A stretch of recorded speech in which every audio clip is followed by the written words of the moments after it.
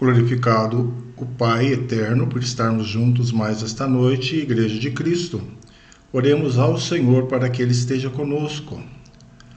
Senhor de poder, de graça, bendizemos o Teu nome por esta noite. Glorificamos o Teu nome pela Tua graça, pelas Tuas bênçãos. Te invocamos, ó Deus, porque precisamos da Tua presença conosco. Que o Senhor nos ajude, nos ilumine. Que o Senhor, ó Pai, com misericórdia nos acompanhe. O Senhor é bom, o Senhor é grandioso, é Deus Emanuel. Bendito seja o Teu nome e a Tua grandeza. Nós glorificamos o Teu nome e Te exaltamos. Em nome de Jesus. Amém. Igreja do Senhor, vamos fazer uma primeira leitura nesta noite em 1 Reis. 1 Reis, capítulo 19. Uma primeira parte desse texto, nesta primeira leitura, Acabe no Monte Horebe. 1 Reis 19, diz assim a palavra do Senhor. Acabe fez saber a Jezabel tudo quanto Elias havia feito e como matara todos os profetas à espada. Então Jezabel mandou um mensageiro a Elias a dizer-lhe: façam-me os deuses como lhes aprouver, se amanhã, a estas horas, não fizer eu a tua vida, como fizeste a cada um deles. Temendo, pois, Elias levantou-se e, para salvar sua vida, se foi e chegou a Berseba, que pertence a Judá. E ali deixou seu moço. Ele mesmo, porém, se foi ao deserto o caminho de um dia, e veio e se assentou debaixo de um zimbro, e pediu para si a morte, e disse: basta, toma agora, Senhor, a minha alma, pois não sou melhor do que meus pais. Deitou-se e dormiu debaixo do zimbro, e eis que um anjo o tocou e lhe disse: levanta-te e come. Olhou ele e viu junto à cabeceira um pão cozido sob pedras em brasa e uma botija de água. Comeu, bebeu e tornou a dormir. Voltou segunda vez o anjo do Senhor, tocou-o e lhe disse: levanta-te e come, porque o caminho te será sobremodo longo. Levantou-se, pois, comeu e bebeu. E com a força daquela comida caminhou 40 dias e 40 noites, até Horebe, o monte de Deus. Ali entrou numa caverna, onde passou a noite, e eis que lhe veio a palavra do Senhor e lhe disse: que fazes aqui, Elias? Ele respondeu: tenho sido zeloso pelo Senhor, Deus dos exércitos, porque os filhos de Israel deixaram a tua aliança, derribaram os teus altares e mataram os teus profetas à espada. Eu fiquei só e procuram tirar-me a vida. Até aí, numa primeira leitura, o versículo 10 do texto da palavra do Senhor, nós vamos colocar diante de Deus os nossos pedidos de oração.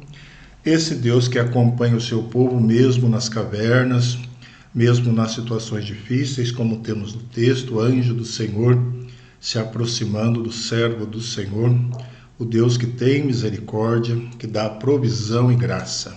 Coloque diante do Senhor as enfermidades, as famílias, suas necessidades. Também louvemos ao Senhor por tudo que Ele tem feito por nós. Quantas bênçãos! Oremos silenciosamente diante do Pai que está conosco, assim como estava ali com o profeta.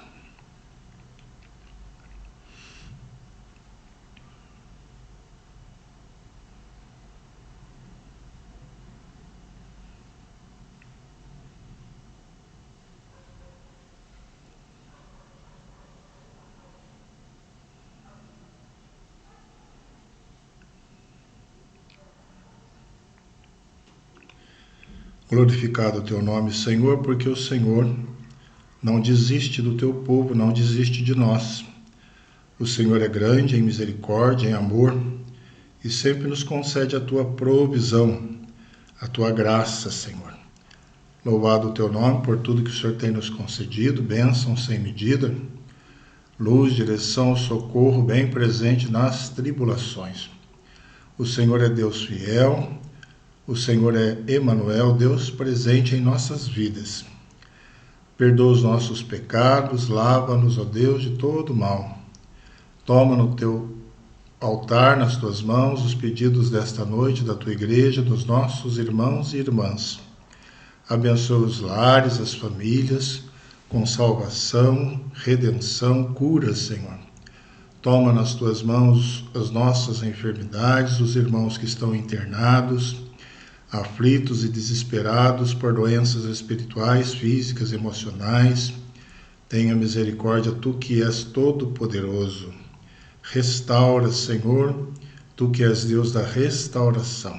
Abençoa os lares da tua igreja, com paz, com graça, com luz. Visita todas as famílias presentes, também aqueles que não puderam estar conosco. Alcança com a tua graça, com a bênção do Senhor nas necessidades, nas dificuldades, nas lutas e aflições.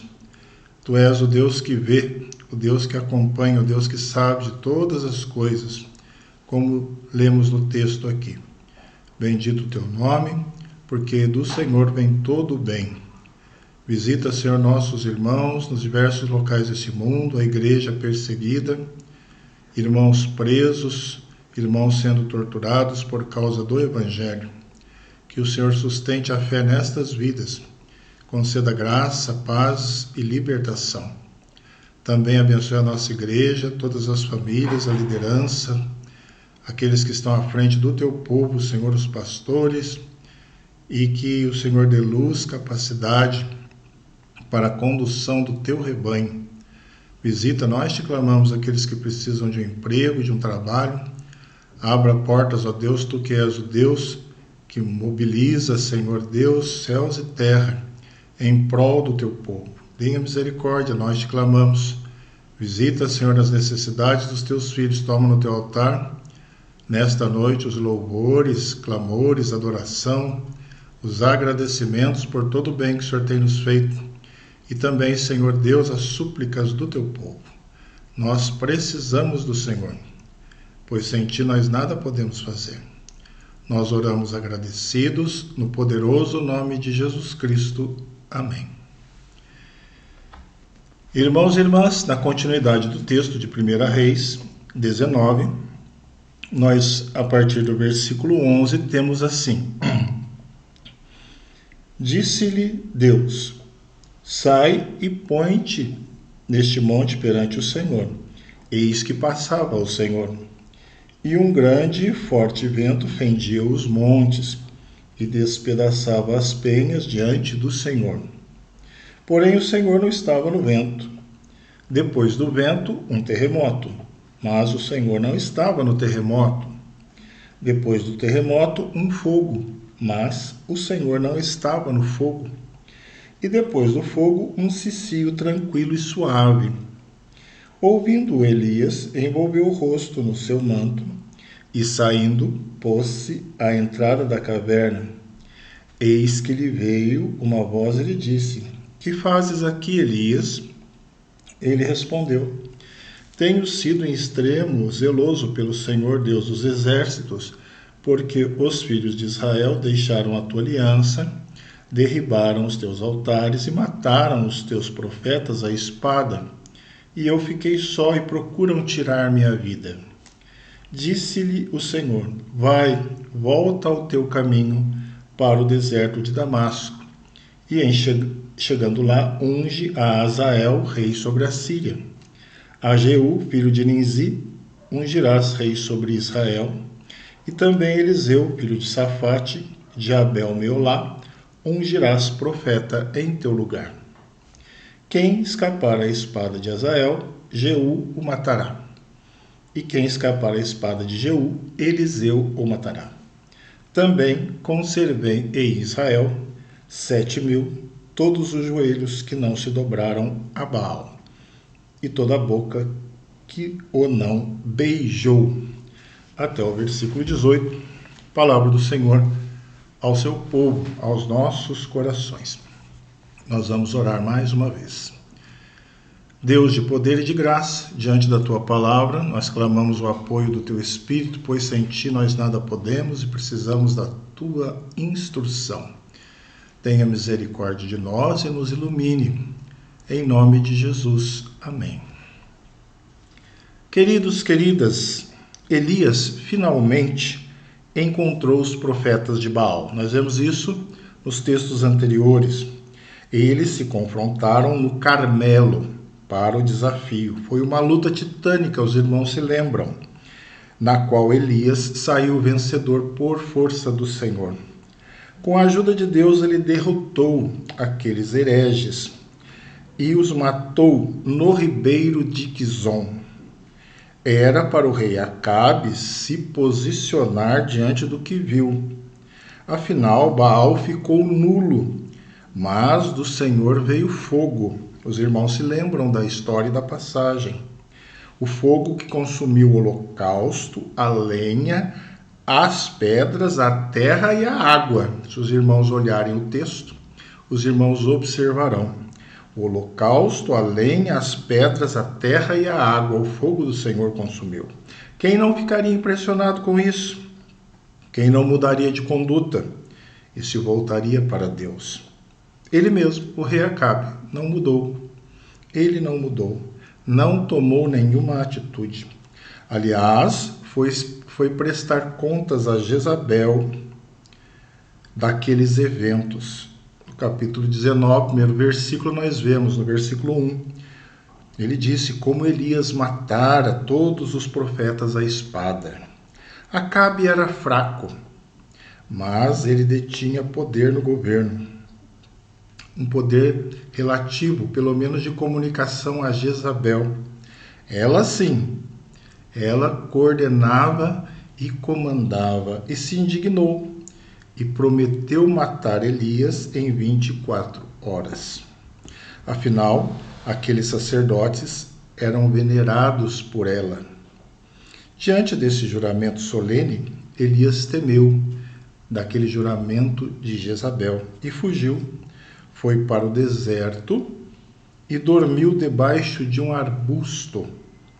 Após ser alimentado por um anjo, no texto que lemos aqui, ele andou até Horebe, lá na península árida do Sinai, entre Israel e o Egito. Uma longa e sofrida caminhada de 40 dias e 40 noites. Nessas suas tristes veredas, Elias pediu para si a morte.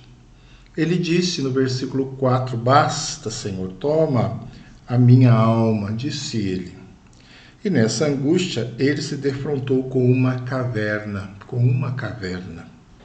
E não teve dúvida. Ali ele entrou e passou a noite. Porém, o Senhor estava acompanhando o seu servo e a palavra do Senhor lhe veio, a revelação divina, e de um modo inesperado, um cicio tranquilo e suave. Primeiro, através da pergunta, que fazes aqui, Elias? E após o desabafo do profeta, veio uma bela exortação. Vai, volta ao teu caminho. Está aí no versículo 15. Disse-lhe o Senhor, vai, volta ao teu caminho. Eu gostaria de conversar um pouco com os meus irmãos e irmãs sobre esse tema hoje. Vai, volta ao teu caminho. Vai e volta ao teu caminho, por quê? Porque o retorno sempre é possível. Volta. O profeta deveria retornar à sua vereda inicial. Na verdade, sua entrada na caverna foi um desvio, uma alteração da trajetória orientada por Deus. Elias estava gostando de permanecer naquele local. Aquela gruta acalentou todo o seu abatimento. Ali ele encontrou guarida para curtir um tipo de depressão. Essa atitude revela alguns alertas para nós, para a igreja. Primeiro, irmãos e irmãs, o fato de modificarmos a rota original. Toda forma de distanciamento é muito perigosa. Deus tem um caminho seguro para os nossos pés. Muitas vezes discordamos e não nos contentamos. É preciso aceitar quem decretou o nosso chamado. Daí vem o conselho de Deus: volta ao teu caminho. Que fazes aqui? Ou seja, esse não é o seu lugar. O retorno sempre é possível. Volta. Não era para você se desviar, não é para você entrar na caverna. Bendito seja o Senhor pelo socorro nas tribulações. O versículo 9 nos diz: eis que lhe veio a palavra do Senhor. Não existe profundeza inatingível à voz de Deus. Não existe, mas existe outro risco que podemos ver no texto. Pode acontecer de nos acostumarmos ao lugar, à caverna. Então vamos nos aclimatando àquele ambiente. Nos adaptamos e ficamos estacionados na inércia. Ou ainda, um outro problema é de não encontrarmos forças para sair. Você já ouviu isso? Alguém dizer: o meu caso não tem mais jeito, eu estou no fundo do poço, no fundo da caverna, não há mais volta. Tem sim, tem volta. O cicio tranquilo e suave que vem do alto é a palavra do Senhor aos nossos corações. Há um alento ao coração quando Deus diz: volta, retorna. O Senhor garante que a possibilidade do retorno aconteça. Apesar de todo o visgo existente no fundo do poço, a voz do soberano rompe as amarras da caverna. Eu vou repetir. A voz do Todo-Poderoso, mesmo através de um cicio tranquilo e suave, rompe as amarras da caverna. O Salmo nos diz: eis que ele faz ouvir a sua voz e voz poderosa. Volta ao teu caminho. Este é o tema da mensagem hoje aí no versículo 15. Volta ao teu caminho. Por quê? Porque o retorno sempre é possível com o Senhor excelso. Mas, irmãos e irmãs, volta ao teu caminho. Por quê? Porque cada um tem um caminho, uma vereda. Volta ao teu caminho. A palavra está aí no versículo 15. Já vimos que não era para Elias ficar na caverna. Ali não era a vereda na qual ele deveria estar. Então a ordem divina foi: volta ao teu caminho. Havia um trajeto definido para aquele profeta. Tão somente o caminho para o deserto de Damasco. Esse era o rumo certo que Elias deveria obedecer. Em direção ao deserto, estranho, né? Em direção ao deserto, nada mais e nada menos que isso.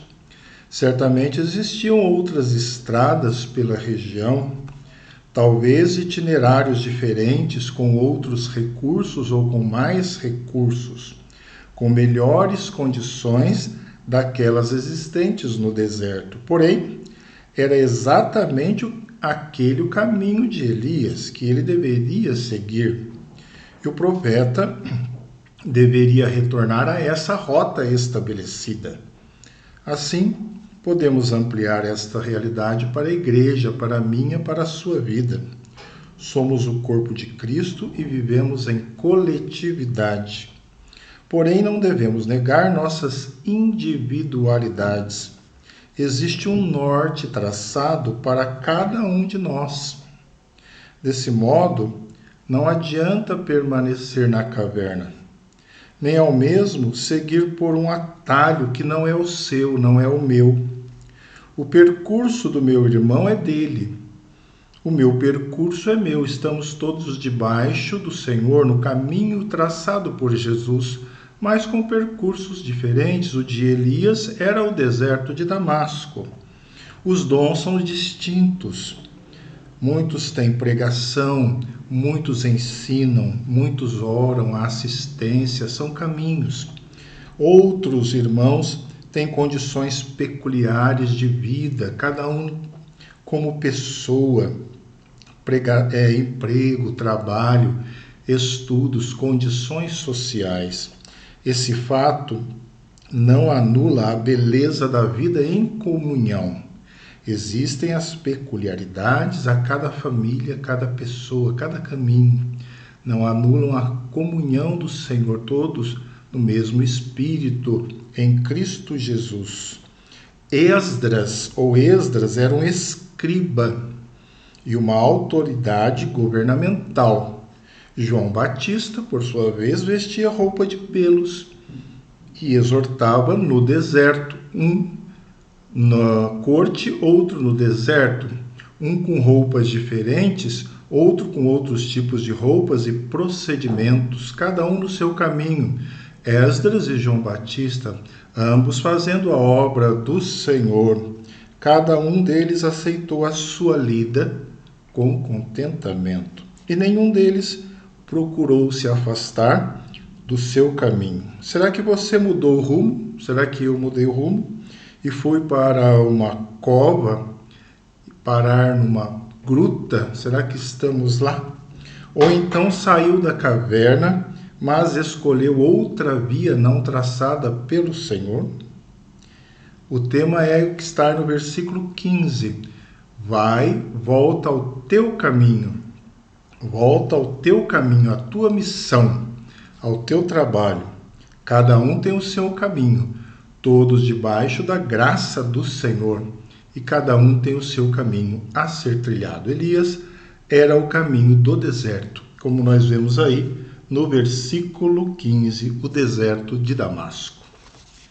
Meus irmãos e irmãs, o tema continua, volta ao teu caminho. Por quê? Porque o serviço do reino não cessa. O serviço do reino não cessa. Nós vemos aí, essa ordem dada por Deus não ficou apenas nisso, apenas voltar ao caminho. Não era para Elias simplesmente sair da caverna, ou apenas para ele voltar ao caminho a passeio, mas tendo a finalidade de atender a um trabalho. A intenção do Senhor era a execução de uma obra. Para isso ele precisava primeiramente chegar lá. Esse era o objetivo inicial. Em chegando lá, isso aí está no versículo 15. Nenhuma obra de Deus é desprovida de objetivos. O Senhor não opera sem metas ou propósitos. E ele diz aí, em chegando lá, é para se chegar lá. É por isso que é incabível um crente de vida fútil, de vida inútil. Não é possível um servo de Deus sem noção da vida, sem direção para a sua caminhada neste mundo.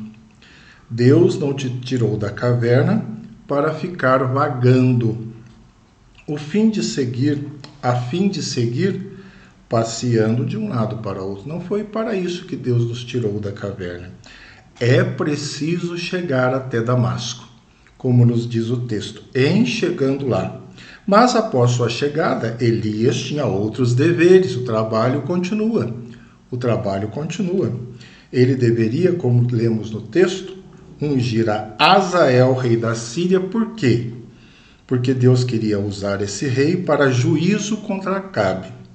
Ele deveria ungir também a Jeú, filho de Ninsi, rei sobre Israel. Por quê?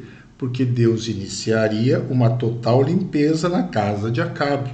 E também ungir a Eliseu como profeta em seu lugar. O motivo é que Eliseu foi aprendiz, ajudante e assistente de Elias e o substituiria.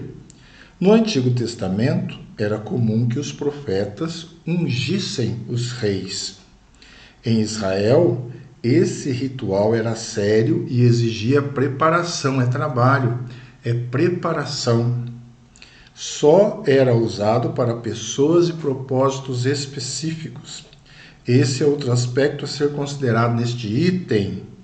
Caberia a Elias e a apenas ele todas essas funções e esses serviços. Existem coisas que competem a você, apenas a mim.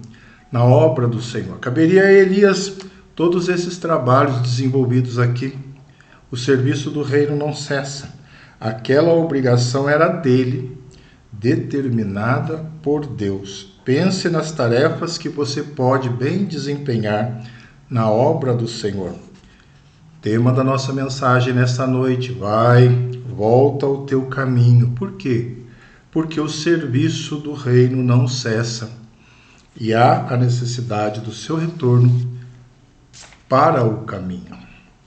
Mas, irmãos e irmãs, podemos também meditar sobre esse prisma: volta ao teu caminho, porque há sempre um remanescente fiel. Há sempre um remanescente fiel. Por inúmeras vezes a Bíblia narra períodos difíceis, tempos alarmantes de pecado, maldade e idolatria. Parece que estamos lutando sozinhos no meio do caos. É esse o contexto de iniquidade na época do profeta.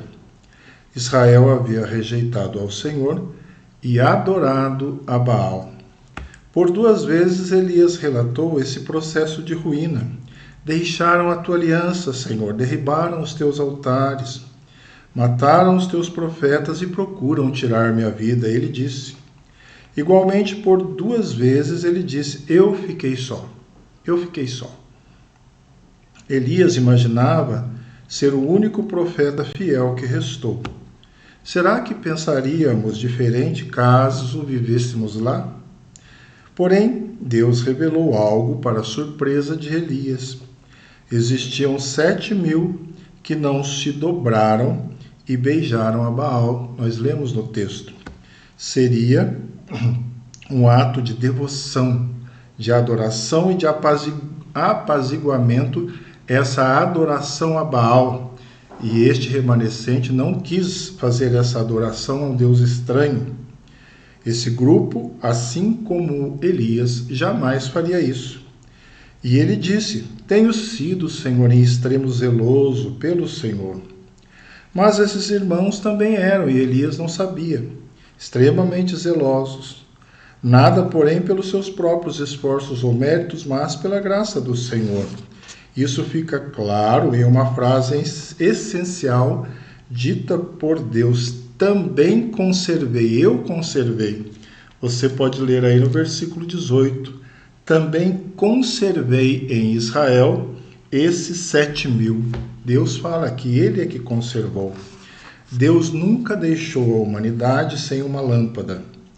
Os séculos se passaram e o pecado continua intenso, mas ainda existem os crentes conservados pelo Pai. Portanto, não seria justo Elias se ocultar na grota e continuar ali. Ele deveria somar esforços com aqueles destemidos.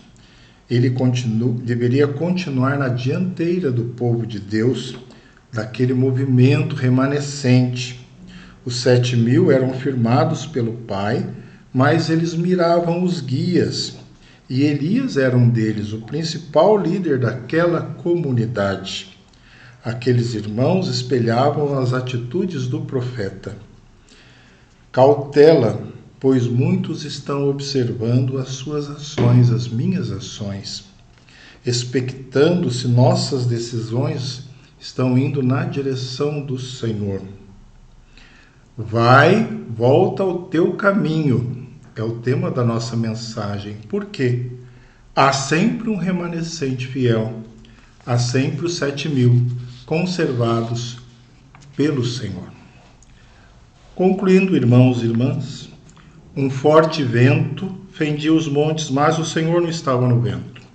Depois do vento veio um terremoto, mas o Senhor não estava no terremoto. Depois do terremoto, um fogo, mas o Senhor também não estava no fogo. Finalmente, depois do fogo, veio um cicio tranquilo e suave. Deus estava ali, presente no quase silêncio. E dessa maneira inesperada, ele falou a Elias, da mesma forma que fala conosco nesta noite: volta ao teu caminho. Versículo 15. Por quê? Porque o retorno é sempre possível Cada um tem um caminho definido pelo Senhor. O serviço do Senhor não cessa e há sempre um remanescente fiel. Que o Senhor nos abençoe e edifique a sua igreja. Amém.